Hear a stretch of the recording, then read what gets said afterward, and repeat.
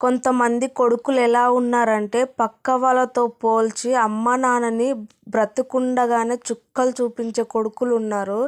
అసలు నేను చెప్తాను, ఈ వీడియో ఫుల్ దాకా చూడండి, మీకే తెలుస్తుంది ఎలాంటి చెత్త వాళ్ళు ఉన్నారో. నేను అందరినీ అనట్లేదు, కొంతమంది ఉన్నారు.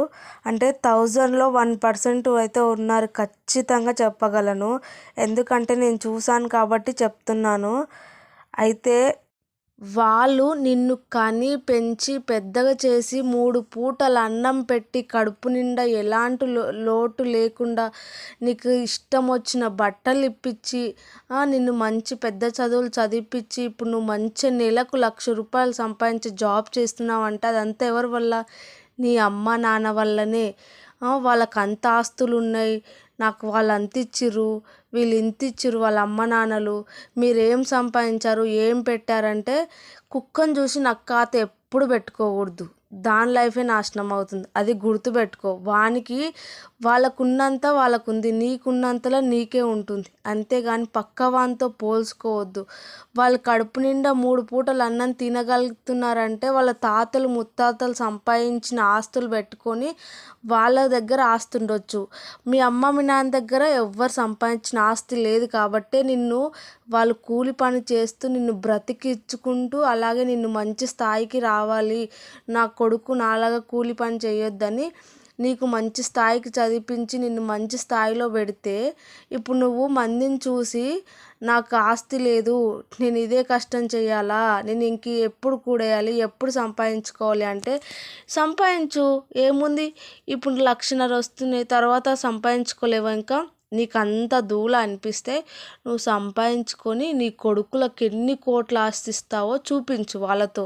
మీ అమ్మ మీ నాన్న ఇవ్వలేదు కదా నీకు, వాళ్ళకు నువ్వు ఎంత ఇస్తావో ఇవ్వు. అది నీ మైండ్లో పెట్టుకో.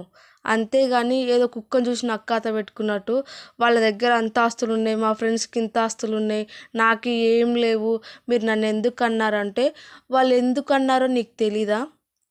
నీకు తెలీదా ఎందుకన్నారో? ప్రతి ఒక్కరు పిల్లలు రేపు ఫ్యూచర్లో మాకంటూ పిల్లలు ఉంటే రేపు మేము ముసలిగా అయినాక మాకు పెడతారు, మా వంశం పెరుగుతుంది అని కంటారు. అంతేగాని ఇలాంటి చెత్త వాళ్ళు పుట్టి ఇలా చుక్కలు చూపిస్తారు, నరకం చూపిస్తారంటే ఎవ్వరు కనరు. నాకు తెలిసినంత వరకైతే నేను చదివిపించిందే మహా గొప్ప. నేను ఎవరికి చెప్పట్లేదు, నీకే చెప్తున్నాను, విను బాగా. ఇలాంటి పిచ్చి పనులు చేయకండి. ఎందుకు మీ అమ్మ మీ నాన్న బ్రతుకున్నాగానే అంత చుక్కలు ఎందుకు చూపిస్తున్నారు మీరు? ఏం అవసరము? మీకు చేతనైతే మీరు సంపాదించుకోండి. నువ్వు నిజంగా మీ అమ్మ మీ నాన్న నీకు చదివించకుండా ఫుడ్ సరిగ్గా పెట్టకుండా ఉంటే ఈరోజు నువ్వు భుజాన టవల్ వేసుకొని కూలి పనికి వెళ్ళి బ్రతికేవాడివి. ఇప్పుడు సాఫ్ట్వేర్ జాబ్ చేస్తూ 1,50,000 సంపాదించేవాడి కాదు. నీ ఫ్రెండ్స్తో అంటే ఇప్పుడు నువ్వు మంచి చదువులు చదువుకున్నావు కాబట్టి నీకు రిచ్ ఫ్రెండ్స్ పరిచయం అయ్యారు.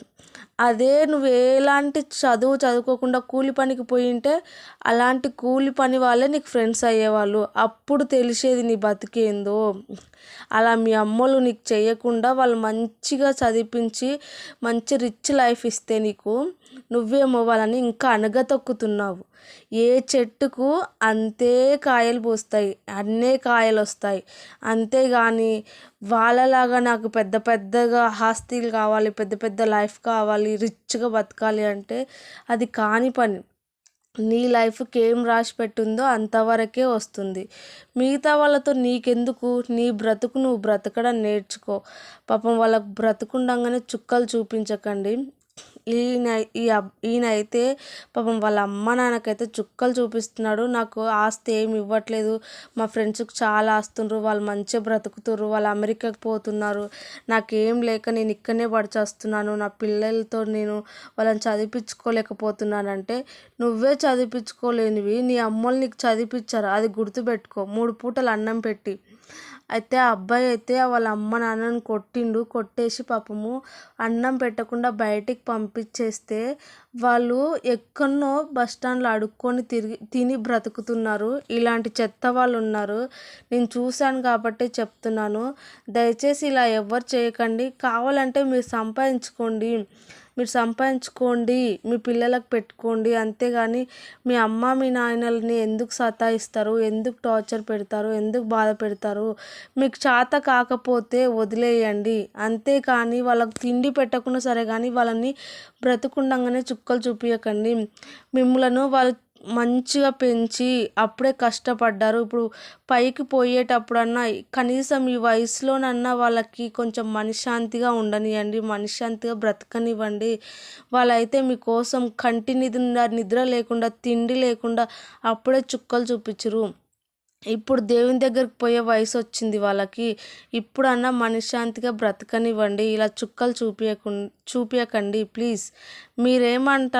ఏమంటారో ఇలాంటి వాళ్ళ గురించి కామెంట్ చేయండి ప్లీజ్ అండి. నేనైతే అస్సలు నిజంగా ఈ స్టోరీ విన్నాక వాళ్ళని చూసాక చాలా అంటే చాలా కోపం వచ్చింది. మా పక్కనే జరిగింది, దరిద్రం ఏందో కానీ నాకు చాలా అంటే చాలా బీబ్లేసింది. అందుకే చెప్తున్నాను, నీ కోసమే చేశాను ఈ వీడియో, గుర్తుపెట్టు.